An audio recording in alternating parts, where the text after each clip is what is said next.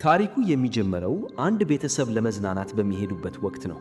ጥቅጥቅ ባለው ጫካ በሚያቋርጡበት ወቅትም በድንገት አንድ ሚዳቋ በመኪናቸው ፊት ለፊት በድንገት ዘለለ። ሁሉም ነገር ደግሞ በአንድ ቅጽበት ተለወጠ። አስፈሪ አደጋ ደረሰ። ከዚህ አደጋም የተረፈው አንድ ሰው ብቻ ነበር፣ ፒት የተባለ ትንሽ ልጅ። ግራ ተጋብቶና ደንግጦ እርዳታ ለማግኘት ጮኸ። ነገር ግን ማንም አልመለሰለትም። ከተሰበረችው መኪና ውስጥ የታሪክ መጽሐፉን አንስቶ ቦርሳው ውስጥ ከተተ። ብቻውንም ወደ ጫካው መጓዝ ጀመረ። በዚያው ቅጽበት ቁጥቋጦ ውስጥ የሆነ ነገር ሲንቀሳቀስ ሰማ። ፒት ፈርቶ ወደ ጫካው ጥልቅ ክፍል ሮጠ። ነገር ግን የወልፍ ተኩላዎች መንጋ ያሳድዱት ጀመር። ሕይወቱን ለማዳን ሲሮጥ በድንገት አንድ ግዙፍ አረንጓዴ ፍጡር አየ። ድራጎን። ድራጎኑ በፒትና በተኩላዎቹ መካከል በመቆም ጠበቀው። ፒት ፈርቶ በሹክሹክታ ልትበላኝ ነው ሲል ጠየቀ። ነገር ግን ድራጎኑ በምትኩ ከኔ ጋር ደህና ነህ እንደሚል ያህል የፒትን ቦርሳ በዝግታ ወደሱ ጠጋ አደረገው። ፒት በዝግታ ይህ ፍጡር ጭራቅ ሳይሆን ወዳጁ መሆኑን ተረዳ። ኤሊዮት ብሎ ስም አወጣለት። ኤሊዮትም ፒትን ተሸክሞ ወደ ጫካው ጥልቅ ክፍል ወሰደው። ከ6 ዓመታት በኋላ ታሪኩ አቅራቢያ ወደሚገኝ አንድ ከተማ ይሸጋገራል። ሚቸም የተባለ ሰው በሕፃናት ተከቦ በጫካው ጥልቅ ክፍል ውስጥ ስለሚኖረው ድራጎን ተረት ይነግራቸዋል። በገዛ ዓይኑ ማየቱን ይምላል። ነገር ግን ማንም አላመነው። ተራ ታሪክ እንደሆነ አሰቡ። በድንገት ልጁ ግሬስ ሚቸም ገባች። እሷ የጫካ ጠባቂ ፎሬስት ሬንጀር ስትሆን ብልህ፣ ደፋር እና በጣም ተግባራዊ ሰው ናት። ፈገግ ብላ አባቴ፣ በእነዚህ ጫካዎች ውስጥ ለዓመታት ኖሬያለሁ፣ ግን አንድም ቀን ድራጎን አላየሁም አለችው። ሚቸም በዝግታ አንድን ነገር ስላላየሽው ብቻ የለም ማለት አይደለም ሲል መለሳላት። ግሬስ አሁንም ሳታምን ወጣች። እዚያው ጫካ ውስጥ ፒት ነፃና የዱር ሕይወት እየኖረ አደገ። እሱና ኤሊዮት እንደ ወንድማማች አብረው እየሮጡ እየተጫወቱና እየሳቁ የማይለያዩ ሆኑ። ብዙ ሳይቆይ ኤሊዮት አስማታዊ ችሎታ እንዳለው እንረዳለን። የመሰወር ችሎታ አለኝ። ለዚህ ነው ማንም ሊያየው ያልቻለው። አንድ ቀን ወደ ጉዟቸው ሲመለሱ የሆነ ሰው ሲመጣ ሰሙ። ግሬስ ነበረች። ኤሊዮት ወዲያውኑ አስማቱን ተጠቅሞ ተሰወረ።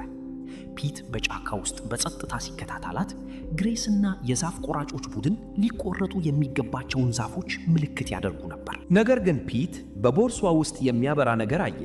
ኮምፓስ። በስርቆት ጠጋ ብሎ ወስዶ ወደ ጉድጓዱ ኬቭ ሮጠ። በዚያች ምሽት ከኤሊዮት ጎን ሆኖ የታሪክ መጽሐፉን አነበበ። እንደ አንድ ቤተሰብም አብሮ ተኙ። ማግስቱ ጠዋት ፒት ብቻውን ነቃ። የዛፍ መቆረጫ ቼንሶ ድምፅም ሰማ። ለመመርመር ሲሮጥ ጋቪን የተባለ የዛፍ ቆራጭ መንካት የሌለበትን ዛፎች ሲቆርጥ አየ። ግሬስና ባለቤቷ ጃክ በፍጥነት መጥተው አቆሙት። የጃክ ወንድም ጋቪን ተከራከረ። ነገር ግን ከግሬስ ልጅ ናታሊ ጋር ወጡ። ናታሊ ብዙ ሳይቆይ ፒት ሲከታተላቸው አየችው። በጉጉት ተከተለችው። ፒት ለመሸሸግ ሞክሮ ዛፍ ላይ ወጣ። ናታሊም ልትከተለው ወጣች። ነገር ግን እንዴት መውጣት እንዳለባት አታውቅም ነበር። ተንሸራታ በቅርንጫፍ ላይ በአደገኛ ሁኔታ ተንጠለጠለች። ፒት ሊረዳት ሞከረ። ነገር ግን ሁለቱም መሬት ላይ ወደቁ። ፒት ለማምለጥ ከመቻሉ በፊት ናታሊ ተጎዳች። ሁሉም ደረሱ። ጃክ መልስ ፈለገ። ናታሊ ወደ ፒት ጠቆመች። ተከተልኩት አለች። ግሬስ ደነገጠች። ፒት ለዓመታት ጫካ ውስጥ የኖረ ልጅ ይመስል ነበር። ማነህ? ወላጆችህ የት ናቸው? ብቻህን ነው እዚህ የምትኖረው? ስትል ጠየቀችው። ግሬስ አንገቱ ላይ ያለው ኮምፓስ ያጣችው እንደሆነ አስተዋለች። ልትወስደው ስትል ፒት ደንግጦ ሮጠ። ነገር ግን ጋቪን ያዘው። ፒት ተንሸራቶ መሬት ላይ ወደቀ። ራሱንም ሳተ። በጫካው ጥልቅ ክፍል ውስጥ ኤሊዮት የሆነ ነገር እንደተበላሸ ተሰማው። ወዳጁ አደጋ ላይ ነው፣ እስኪያገኘው ድረስም አያርፍም። ይህ በእንዲህ እንዳለ ግሬስ ፒትን ወደ ሆስፒታል ወሰደችው። በጫካው ጥልቅ ክፍል ኤሊዮት አደጋውን ተረድቷል። በንዴትና በተስፋ መቁረጥ ጫካውን ጥሶ በመግባት ሙሉ ዛፍ በጋቪን የዛፍ ቆራጮች ላይ ጣለባቸው። ጋቪን ትልቅ ነገር እንዳለ ተረዳ። ሰዎቹን ይዞ እሱን ለማደን ወደ ጫካው ተመለሰ። ሆስፒታል ውስጥ ፒት በመጨረሻ ነቃ። በደማቅ መብራቶች፣ ማሽኖች እና እንግዳ ፊቶች ተከቦ ዙሪያውን ተመለከተ። ግሬስ ከሐኪሙ ጋር ተነጋገረች። ሐኪሙም አሁን ደህና ነው፣ በጥሩ ሁኔታ ላይ ይገኛል አላት። ከዚያም ግሬስ ፖሊሱን አንድ ልጅ እንዴት ብቻውን ጫካ ውስጥ ይኖራል ስትል ጠየቀች። ፖሊሱም ማን እንደሆነ እንመረምራለን፣ ቤተሰቡን ካላገኘን ለጊዜው ለሕፃናት እንክብካቤ ማዕከል ይሰጣል ሲል መለሰ። ፒት ሁሉንም ሰማ። አይኖቹ በፍርሃት ተሞሉ። አዲስ ቤት አልፈለገም። ኤሊዮትን ነው የሚፈልገው። ስለዚህ ማንም በማያይበት ቅጽበት ሮጠ። በሌላ ክፍል ናታሊ ሕክምናዋን ጨረሰች። ፒትን ልታየው ሄደች። ነገር ግን አልጋው ባዶ ነበር። ወዲያውኑ ለሁሉም አሳወቀች። ፒት መንገድ ላይ ሮጠ። መኪኖችን፣ ሕንፃዎችን ወይም ሰዎችን አይቶ አያውቅም። ሁሉም ነገር የሚያስፈራና እንግዳ ሆነበት። ደጋግሞ ኤሊዮትን ጠራ። ፒት ወደ መኪና መንገድ ሊገባ ሲል ግሬስ ያዘችው። እጁን በጨበጠችበት ቅጽበት ፒት ለዓመታት ተሰምቶት የማያውቀውን ነገር ተሰማው። ደህንነት፣ ሞቅታ እና ቤተሰብ። እዚያው ጫካ ውስጥ ጋቪን ግዙፍ የእግር አሻራ አየ። ነገር ግን ምንም ፍጡር የለም። ተሰውሮ የቆመው ኤሊዮት ነበረ። በአስማቱ ተሸፍኖ ሲወጡ ተመለከታቸው። ግሬስ ፒትን ወደ ቤቷ ወሰደችው። ፒት እንደገና ለማምለጥ ሞከረ። ነገር ግን ግሬስ በዝግታ አቆመችው። ወደ እሱም ዝቅ ብላ ታውቃለህ፣ እኔም እንዳንተ ነበርኩ። ጫካውን እወደው ነበር። እዚያ ደህንነት ይሰማኝ ነበር። ለዚህ ነው አሁንም የምጠበቀው አለችው። በመቀጠልም ነገ አብረን ቤትን እንፈልጋለን ስትል ቃል ገባችለት። ፒት በዝግታ ሊያምናት ጀመረ። ከ6 ዓመታት የብቸኝነት ሕይወት በኋላ ለመጀመሪያ ጊዜ ርኅራሄን፣ ሞቅታን እና እንክብካቤን አገኘ። መሳቅ፣ መብላት እና ትንሽ ማውራት ጀመረ። ግሬስ እና ቤተሰቧ የተሰበረውን ዓለሙን አበሩለት። በዚያችው ምሽት ጋቪን ከቡድኑ ጋር አደኑን ቀጠለ። በወደቀ ዛፍ ስር ያለ ጉድጓድ አገኙ። የፒት እና የኤሊዮት ቤት ውስጥ የፒትን የታሪክ መጽሐፍ አገኙ። ጋቪን ሊወስደው ሲል ኤሊዮት አጠቀ። ድራጎኑ በንዴት እና በመከላከል ስሜት ጮኸ። ሰዎቹ ለሕይወታቸው ሮጠው መኪናቸው ውስጥ ገቡ። ኤሊዮት መኪናውን ምንም እንደማትከብድ ያህል ያዛት። ጋቪን ተኮሰ። ነገር ግን ኤሊዮት መሳሪያውን እንደ መጫወቻ ሰበረው። ሊገድላቸው ይችል ነበር፣ ነገር ግን አልገደላቸው። ፒትን ለማግኘት ስለሚፈልግ እንዲያመልጡ ተዋቸው። መኪናውን እየተከተለ ወደ ከተማው ገባ። በግሬስ ቤት ቤተሰቡ ለልጁ ፍቅር አደረባቸው። ፒት ኤሊዮትን ያህል እንደናፈቀው አላወቁም። ከዚያም ለግሬስ ስልክ ተደወለ። ፖሊሱ የፒት ወላጆች ከ6 ዓመት በፊት በመኪና አደጋ እንደሞቱ ነገራት። ከዚያ ጊዜ ጀምሮ ጫካ ውስጥ ብቻውን ነበር። ነገ የሕፃናት እንክብካቤ ማዕከል ይወስደዋል። ግሬስ ደነገጠች። ያን ሁሉ መከራ ካለፈ በኋላ እሱን አሳልፋ መስጠት አልቻለችም። ናታሊ በጉጉት ፒትን ኤሊዮት ማን ነው ስትል ጠየቀችው። ፒት በሐዘን ፈገግ ብሎ በከለር እርሳስ ሳለው። ግዙፍ አስማተኛ አረንጓዴ ድራጎን። እሱ ጓደኛዬ ነው አለ። ኤሊዮት በከተማ ውስጥ እየተዘዋወረ በጉጉት ይፈልገው ነበር። ግዙፍና የማይታዩ የእግር እርምጃዎቹ በመንገዶቹ ላይ አስተጋቡ። ነገር ግን ማንም አላየው። ልጁን መመለስ ብቻ ነበር የሚፈልገው። ቤት ውስጥ ናታሊ የፒትን ስዕል ተመልክታ የሚገርም ነው፣ ይህ እኮ ድራጎን ነው። አባቴ እንደዚህ አይነት የድራጎን ታሪኮችን ይነግረን ነበር አለች። ለፒት የሰሜን ኮከብን አሳይታ አባቴ ድራጎኖች ሰሜን በኩል ይኖራሉ ይላል። ያንን ኮከብ ከተከተልከ እውነተኛ ቤታቸው እዚያ ነው አለችው። በዚያው ቅጽበት ግሬስ ገብታ ፒትን ለብቻቸው እንዲያወሩ ጠየቀችው። ግሬስ ከጎኑ ተንበርክካ በዝግታ አመሰገነችው። ኮምፓሴን ስለመለስክልኝ አመሰግናለሁ። የአባቴ ነበር። ሙሉ ቤተሰቤ በዚያ ፎቶ ውስጥ አለ። ከዚያም በዝግታ ፒት እንዴት ወደ ጫካው ልትገባ ቻልክ ስትል ጠየቀችው። ፒት ወደ ታች ተመልክቶ በጸጥታ ሁሉንም ነገራት።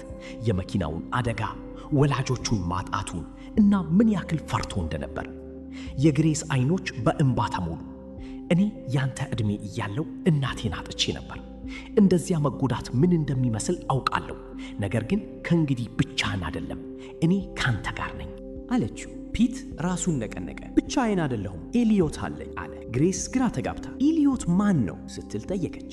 ፒት በኩራት ስዕሉን አሳያት። ኤሊዮት ጓደኛዬ ነው፣ ድራጎን ነው አለ። ግሬስ ደነገጠች።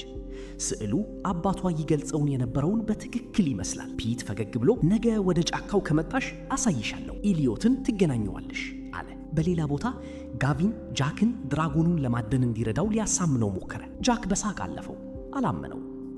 ጋቪን በንዴት ዕቃዎቹን ይዞ ከቡድኑ ጋር ወደ ጫካው ገባ። ጋቪን የማያውቀው ነገር ቢኖር ግሬስ ሁሉንም ነገር መስማቷን ነው። የአባቷ ታሪኮች አሁን ተረት መስለው አልታዩአትም። ኤሊዮት በመጨረሻ ወደ ግሬስ ቤት ደረሰ። በመስኮቱ በኩል ፒት ከግሬስ ጃክና ናታሊ ጋር ተቀማጭ ብሎ ሲስቅ፣ ፈገግ ሲል እና እንደ ቤተሰብ ታሪክ ሲያነባየ። ለመጀመሪያ ጊዜ ኤሊዮት ፒት ከእንግዲህ እንደማይፈልገው ተረዳ። ልቡ የተሰበረው ኤሊዮት በጸጥታ ወደ ጫካው ተመለሰ። ወደ ጉድጓዳቸው ሄዶ ብቻውን ተኮማተረ። ተስፋ ቆርጦ እንደገና ቤተሰቡን እንዳጣ ያህል አዘነ። አባቷ የድሮውን ስዕል ከተሳለው ጋር አነጻጸረው። ያው ድራጎን ነው። ግሬስ እውነቱን ንገረኝ፣ በዚያች ቀን ጫካ ውስጥ ምን አየ ስትል ጠየቀችው። እያደንን ነበር። ሰማዩ ጨለመ። ከበስተጀርባዬ ድራጎን ነበረ። ደንግጬ ነበር። መሳሪያዬን ደቅንኩበት፣ ነገር ግን አላጠቃኝም። ተአምር ነበር፣ ከዚህ በፊት ያላየሁት ነገር አለ። ግሬስ ተገርማ በእነዚህ ሁሉ ዓመታት እንዴት ሳላየው ቀረው ስትል ጠየቀች። አባቷ ፈገግ ብሎ አንቺ እኮ ፒትንም ቢሆን አይተሽው አታውቂም ነበር አላት። በማግስቱ ጠዋት ግሬስ ፒትን፣ ናታሊን እና አባቷ ወደ ጫካው ወሰደች። ፒትን ወደ ሕፃናት ማዕከል ላለመውሰድ ወሰነች። በምትኩ ፒት ወደ ዛፍ ቤቱ እስኪደርሱ ድረስ ወደ ጥልቁ ክፍል መራቸው። ግሬስ ይህንን የጫካ ክፍል ከዚህ ቀደም አይታው አታውቅም። ፒት ወደ ጉድጓዱ ውስጥ ሮጦ ገብቶ ከኤሊዮት ጋር ተመለሰ። ግሬስ፣ ናታሊና አባቷ በፍርሃትና በተአምር ስሜት ደነዘዙ። ናታሊ በደፋርነት ፀጉሩን ዳሰሰችው። የግሬስ አባት እንባ ተናነቀው። ታሪኮቹ እውነት ነበሩ። ነገር ግን ያ ቅጽበት ተበላሸ። ጋቪንና ሰዎቹ ከበቧቸው። ማደንዘጃ ተኮሱ። ፒት ጓደኛውን ለማዳን ሲል እየመታና እየረገጠ ታገላቸው። ኤሊዮት ሊያመልጥ ጥቂት ቀረው። ነገር ግን በማደንዘጃው ምክንያት ወደቀ። በሰንሰለት አስረው መኪና ላይ ጫኑት። ወደ አንድ መጋዘንም ወሰዱት። ጃክ ኃላፊነት ያለው አካል እንዲረዳ በማሰብ የእንስሳት ተቆጣጣሪዎችን ጠራ። ነገር ግን ጋቪን ጮኸበት። አይ እሱ የኔ ነው፣ እኔ ነኝ ያገኘሁት። ታዋቂ ይሆናለሁ፣ ሚሊዮኖችን አገኛለሁ አለ። እሱ ወዳጅ ሳይሆን ዋንጫ ነበር ያየው። ፒት ልቡ ተሰበረ። በእንባ ተሞልቶ እባካችሁ ልቀቁን፣ ማንንም አንረብሽም፣ ከእንግዲህ ማንም አያየንም ሲል ለመነ። ግሬስ ስለዚሁ ነገር ምንም የምታውቀው አልነበረም። ልትጎዳውም አላቀደችም። ይህ በእንዲህ እንዳለ የጫካ ጥበቃ ፖሊሶች ወደ ጋቪን መጋዘን ደረሱ። ነገር ግን ጋቪን በኤሊዮት ፊት ቆሙ። ማየት ትችላላችሁ፣ ነገር ግን እሱ የኔ ነው፣ እኔ ነኝ ያገኘሁት፣ እኔ ነኝ የደረስኩበት፣ የኔ ነው አለ። ናታሊ በምስጢር ለፒት ወደ መጋዘኑ የሚወስድ ትንሽ ፓይፕ አሳየችው። ሁለቱ በፓይፑ በኩል ተቆልዘው ኤሊዮት ዘንድ ደረሱ። ፒት ምርጥ ጓደኛው እንደ ጭራቅ በሰንሰለት ታስሮ ሲያይ አይኖቹ በህመም ተሞሉ። ከውጭ ፖሊሶቹ በሩን ለመክፈት ሞከሩ፣ ነገር ግን ከውስጥ ተቆልፎ ነበር። ልጆቹ በፍጥነት ኤሊዮትን ከሰንሰለቱ ፈቱት።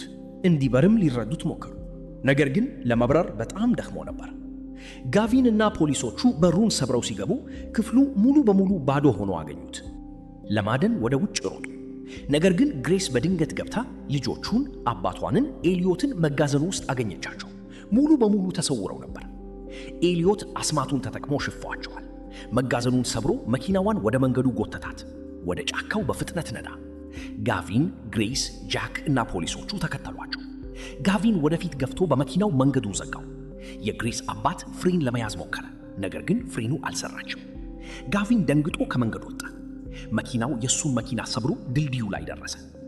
ኤሊዮት ዘሎ ድልድዩ ላይ አረፈ፣ ነገር ግን ሁሉም ሲከተሉ ታየ። ደንግጦና ፈርቶ ሰዎችን ለማስፈራራት እሳት መተኮስ ጀመረ።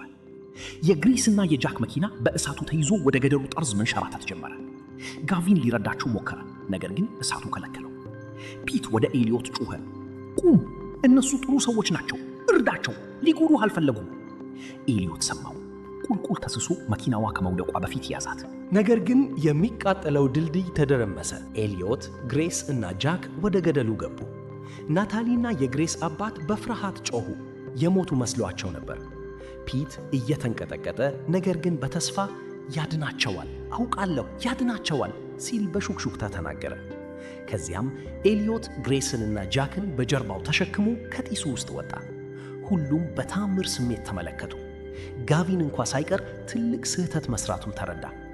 ማንም አንድ ቃል ከመናገሩ በፊት ኤሊዮትን ለመያዝ ሄሊኮፕተሮች መጡ። ፒት በፍጥነት ኤሊዮት ጀርባ ላይ ወጣ። ወደ ጫካው በረው ሄዱ። ግሬስ ሲሰወሩ ተመለከተች። ልቧም ተሰበረ። ፒትን እንደ ራሷ ልጅ አድርጋ ወዳዋለች። ጫካ ውስጥ ፒትና ኤሊዮት የዛፍ ቤታቸው መደመሰሱን አዩ። ፒት አሁን የት ነው የምንኖረው ሲል ጠየቀ።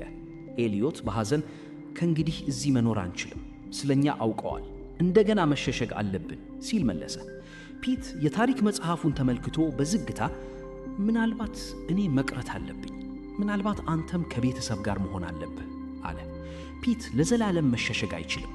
ኤሊዮት አጠብቆ አቀፈው። ሁለቱም ለመለያየት አልፈለጉም። ነገር ግን ጊዜው ደርሶ ነበር። ግሬስ እያለቀሰች ወደ ቤቷ ተመለሰች።